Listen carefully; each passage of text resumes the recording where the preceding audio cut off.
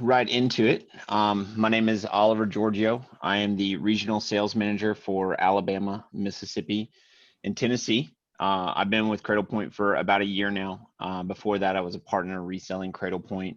I have been a networking engineer as well as a server and storage engineer in my history. So I can usually keep my head in the game when talking about the technology. Some things get above me, and we have sales engineers specific for that whenever we need it. So lots of people at Cradlepoint to support you directly. We do sell everything through wonderful partners, just like Bytespeed, and that's how we do the business. About Cradlepoint, this slide is just to let you know that, hey, Cradlepoint, we are not a fly-by-night company. We've been around for quite some time, and we are leaders in what we do. You'll see that 50% of the Fortune 100 companies will use us. 100% of the top 25 cities will use us in some fashion or form. We have an excellent support team, and we are really here for you. And we're upgrading and making advancements to our software all the time. Even since we've started talking to school districts in Alabama, we have released new products like signal heat mapping, things like that. And we have more coming out early August, which are pretty exciting and around reporting. I don't have any slides on that right now, but if you want more information, just reach out and happy to share it. Specifically want to have this discussion about school bus Wi-Fi because of this GEER funding that has come out, where you will see $10 million has been allocated for school bus Wi-Fi. I'll skip my slide too fast there. So we've been talking about this with you guys for a while now, and here's money that is available. And so we want to make sure that we're presenting the right solutions to fit your specific needs. And in the beginning of this slide, rather than going through Cradlepoint as a general, is going to be more laser focused on, hey, which products do I need when I'm looking at school bus Wi-Fi? What makes the best sense for me? And then I'll circle back and kind of go through the NetCloud Manager features, what makes us really leaders in the industry and helps us to stand out against our competition. So when you look at school bus Wi-Fi, the two cellular routers that you will want to look at are the IBR 1700 and the IBR 900 series. The main difference between these routers is, one, the number of concurrent users. If you look at our spec sheet, there is an error in there. 30 students is the correct number, and this is recommended. You can connect more than that. That's just a recommended. So number of connected users at any given time, and then how you can add a second modem. So the IBR 1700 has a second modem slot in it. It's very easy to add a second modem. A second modem, you can run active-active at the same time. So this in essence will double your bandwidth through load balancing measures, or it gives you a better failover scenario. So if you have those long county routes, and maybe one cellular carrier works better in a specific area than another, if you're running active-active modems, your students will not notice a degradation in service. It will just keep on going. Where the IBR 900, you can add a second modem, but it will take an expansion dock to do so. So it's you'll have to uninstall it, slide a dock onto the bottom of it, add that second modem. So it's a little bit harder to do that. If you feel like you're going to have that, if you feel like you need that connectivity, or if you need to run multiple carriers at the same time, then you would want to focus on the 1700. If you feel like you just want to be able to connect more students at any given time, the 1700 as well.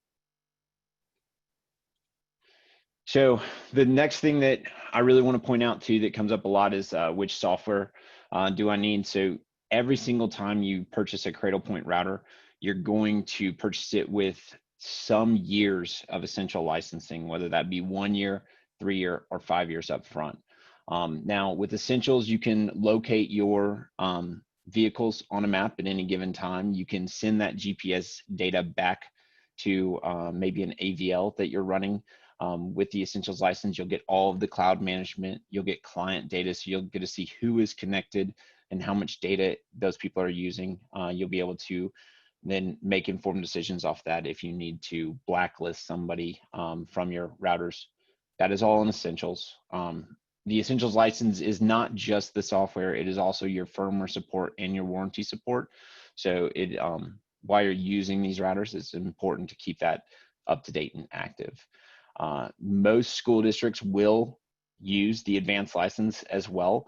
So the main reason that they're going to use it is to achieve that CIPA compliance content filter. Now you can build VPN tunnels with Essentials licenses. So if you have your own VPN concentrators and your own content filters in your data center, you do not need to use the advanced license. You can build your tunnels back. But most people weren't ready to go. They didn't have that set up. So they'll use our CIPA compliance filters, which is part of the advanced licensing. Also an advanced that school districts like is going to be your cellular signal heat mapping. So this is going to be your green, red, yellow. It'll be recorded for 30 days as the vehicles roam around your districts and areas. You also get GPS breadcrumbing, so you can follow where those buses have been over the course of, you can look back 30 days and see where they were. And then you'll get ApplicationAware Analytics, which is really nice. So you'll be able to see not only who is connected, but what websites they're going to, where they're going. And I have some slides to show you insights into what that looks like as well. My slides are progressing slowly because the pop-up window is right above my advanced feature. So, so another question that comes up a lot is which modem do I need? You'll see that there's a 600M modem and a 1200 MB modem on both the IBR 900 and IBR 1700. This 600M stands for 600 megabits per second. It works with all the major carriers, but it doesn't work with all the bands. So if you think that you might want to use AT&T's FirstNet band 14 or T-Mobile's band 71 sometime now or in the future, you really will want to focus on the 1200 MB modem, which is a 1200 megabit per second modem. Just to be honest, no carrier is achieving those speeds today. It is the future. It is why I am here at Cradlepoint, because I strongly believe that cellular is going to be the way to go for almost all connectivity in the future. But right now we're not reaching 1200 megabits per second. It's more about, do I want to use those bands, FirstNet band 14 or T-Mobile band 71? So from the Cradlepoint side of the house, that's most of everything that you'll need to consider. Also, to make this work, it's important to know that you're going to need a data plan from a carrier, whether that be AT&T, Verizon, T-Mobile, even SouthernLink is popular in the area as well. You'll need that standard size SIM card, that 2F that I circled on the right-hand side of the screen there. It's very popular. You will need some sort of antenna with the 900 and 1700, since they are made specifically to go in vehicle applications. We do not sell them with antennas out of the box because most everybody's going to add one of those antennas that I showed there on the screen. That specifically is a panorama, but we also partner with Parsec and Talglass. There are school districts that use the Cradlepoint paddle antennas. You need to add those as well to your order or bill of materials. But we see a lot better signal strengths, a lot better performance when we team it up with a panorama, Parsec, or Talglass antenna. One other thing to consider is on the bottom of the screen there, on the left-hand side, circled in yellow, that is the power cord that will come with the IBR 900 and IBR 1700. It's going to have a red, a black, a yellow, and a blue wire. So the red and the black, they're going to be your power and your ground. The yellow will be for ignition sensing. May or may not want to hook that up in a school bus situation, because right now a lot of you guys are parking these buses out and you want them to run on the batteries even when the buses are off. The blue cable that I mentioned, that is kind of like a wild card. So you can hook that up to any kind of contact, and you know, if the flip is switched or the switch is flipped, whether that be like a panic button or the emergency exits released, however you hook it up, it will send alerts to who you select it to go to. So that's what we call a general purpose input output cable. And it's kind of an interesting use case that you can expand and grow upon. You'll see that you can also grab North American power supplies, or you can grab the cigarette lighter adapters. We're coming to find out that for reasons unbeknownst to myself, there's not a lot of cigarette lighters left in school buses, but it's probably a good thing. However, that is another option we have to power these devices. And just to run through it real quick, because we always want to make sure that we're buying exactly what we need. This is where our part numbers break down. So that second A in the part number there, that is going to be your, that's going to be to tell you that you have advanced licensing. If you do not see that second A, it just means that you have essentials, which might be perfect for you, but I just want to let you know. The number there is going to be the number of years of licensing that are included in this model. And then after that, the 4 digits are going to be a 900 or 1700 to tell you which router you're going with. And then the last 4 characters there are going to tell you if you have a 600M or a 1200MB, shown as 120B right there. So that's real quick. I wanted to break that down. These questions that come up a lot on what do we need to purchase and what does that look like? And that's pretty much the full package for you guys right there. Next, and more exciting than that, is what is Cradlepoint? What do we do? How do we work? Why are we good? And that is really, not only do we have the best routers in the industry, but we have the best management software to be behind it as well. So when you look at these solutions, you're going to see right here that this is how you manage your devices straight from the cloud. We're in a state in our lives where everybody wants to work remote. They want to stay away from everybody. They don't want to be around, they don't want to be close to physical contact. So it's really great that you have this cloud portal where you can manage these devices remotely. You don't have to touch them. You don't have to be around them. You get to see where your devices are on the map at any given time, and you get to see if they're up or down. So this can help you troubleshoot as well. Maybe if you have a lot of reds all in the same area, we know that maybe a cell tower went down, something like that. But it's very nice to just see where they're at out in your area. This right here is the advanced licensing breadcrumbing feature that I mentioned earlier. So you'll be able to see, we save this data for 30 days, and you'll be able to see where those buses were en route. And this right here is really powerful. So this is an advanced feature. This is your SIPA compliance component. So you'll see that you just quickly come in, add your networks, and grab your profile and say, I want this router. Or you can do 30 routers at a time, 100 routers at a time, and you can say, make them all SIPA compliant. And then you know that when people are connected to your device, that they are not able to get to the websites that they're not supposed to be, which is really great. Right here, you have the new feature, the cellular heat mapping. So you'll get to see your greens and your reds. Once again, red doesn't always mean that it's unusable. So you really want to match this to user experience. When you see big white gaps, that's when you know you had no cell signal whatsoever. But red can still mean it works just fine. It's just a weaker signal than you'd have someplace else.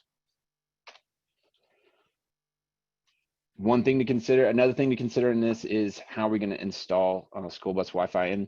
And with this GEER funding, you know, you will want to get these installed quickly. So you really want to plan for your installs. Is it something that you guys want to do yourself? Is it something that you want to use Bytespeed to help you put together, to have somebody third party do that for you? But it's not, depending on how you set it up, it's not a terribly difficult install. If you do the paddle antennas and a cigarette adapter lighter, I mean, you could have this up and running in a matter of minutes. Now, if you wanted a more permanent install where you have drill the hole for the antenna on the top of the bus and run all the cables and hide everything, you know, it's going to take more professional services, and it might be something to look at doing third party rather than doing through your transportation department.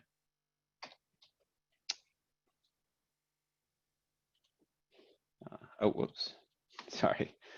This is just another slide showing NetCloud Manager and some of the new features that we have. So this is exactly what the dashboard looks like. You'll get to see what you're connected to, whether that be Wi-Fi as WAN, which is sometimes popular, or if you're connected to the SIM, you can see how much data you're using.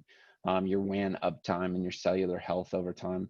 So you get tons of information from our cloud portal to help, just to help with you manage them, but also if you're a superintendent or if you're a public figure and you want to know information about how these are being used, then it's very easy to go in the dashboard and get a holistic view of like who's using, how many people are using, where are they going, are they going to all these school websites, or are they just hanging out on Spotify and YouTube all day long?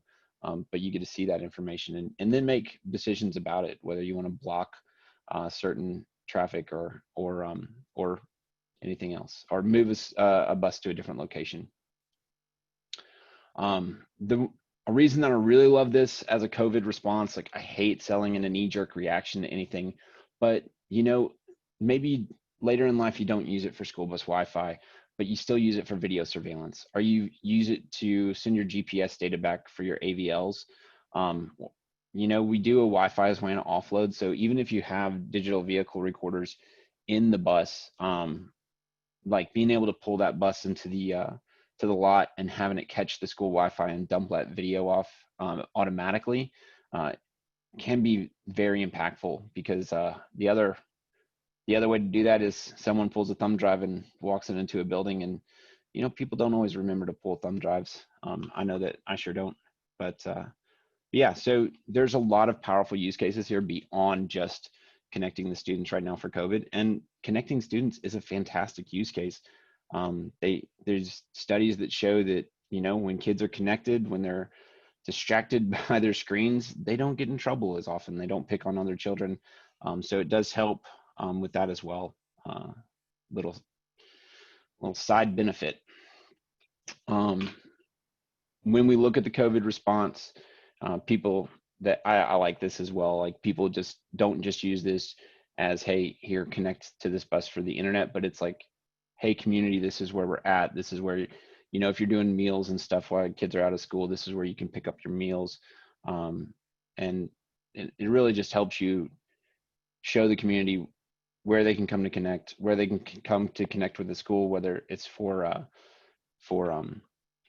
networking, or if it's just for handing out papers or lunches or anything of that nature. Last but not least, just want to click through some more detailed slides in the NetCloud Manager so you guys can really see what it looks like. Right here, you know, you have your devices view. You can see what's up and what's down. You can name them. You do not have to have these horribly generic names. You can name them something that means something to you. You'll get to see your serial number information, your mobile device number information, your IMEI information. So, you know, when you're talking to carriers and you need to pull that, it's right here. You don't have to go look around for it. You don't have to remember where your SIM cards are or any of that. You'll see a groups button here too. So if you want to put all of your devices in a single group or split them up in groups as it makes sense to you, then you can configure everything from a group level. You don't have to do it one at a time, and you don't have to touch it. And it doesn't even have to be on. You can configure the groups when these are offline, and when they turn back on, they'll register and they'll pull that data down. This right here is to show you which clients are connected, how much data that you're using, how you're using that data, whether it's be Ethernet or Wi-Fi as WAN. This is obviously mine. Yours would probably be a lot of cellular modems here, but you'll be able to disseminate through which carriers you're using, and then who's using the most data. So, so if someone's like really hogging your data, you know, you can have their device name on there. You can by the way, you can MAC filter these. So if you only want it to be the school devices that you issued, you can set that up as well. And then you can reach out and say, hey, you know, what are you doing on the network? Can we try to trim that down, or let them have it? Maybe they're using it exactly how they need to be. This right here is going to be the ApplicationAware Analytics. So you'll be able to see where people are going. A lot of people like to go to YouTube, but that's fair, because that's where we learn how to do everything. I had a plumbing job this last weekend, and I definitely learned how to plumb on YouTube, so it went successfully. But yeah, so this is a powerful tool. This is one of the advanced feature license. This is from the advanced feature license, but it gives you a lot of insights on how it's being used. This is the detailed information that you get from the GPS view. So when you click on those devices, you'd be able to pull which carrier they're on and their exact locations, coordinates, all of that. So you get really detailed information in the GPS as well. And then here's a more detailed look at the breadcrumbing. So you get to select, which day you want to look at, and then you'll be able to see where that person was. You'll notice that router right now is offline, but I can still pull that data because it's saved once again for 30 days. The last slide that we have right here is going to be the signal heat mapping, and then just to give you a more close-up look at that. So our friends in Oak Ridge, we're driving around with one of our routers, and this is data that you get to have. So like now when your carriers come to you and they say, yeah, we got 5G everywhere, you can say, excuse me, no you don't, because I've been mapping it and saving it, and you really have some holes that we need to address. So this is great info to have in your back pocket when you're dealing with your carriers. So Nick, that is all that I had for today. About 20 minutes there. I hope it wasn't too long and it kept your attention. Once again, if I am available for you guys at any time, you can reach out to me. You can reach out to Nick. You can reach out to me. We're happy to help you. We're very excited to work with you. Just please let us know what you need and if you have any questions. All right. Well, thank you, Oliver. And yeah, that was very informative, and we appreciate you taking time for this. If there are no questions right now, I'll close this out, but we will be giving a copy of the webinar to everybody and sending it out as well. So. Guys, thank you very much. I really appreciate it. All right. Everybody have a good rest of your day. Thank you. Bye.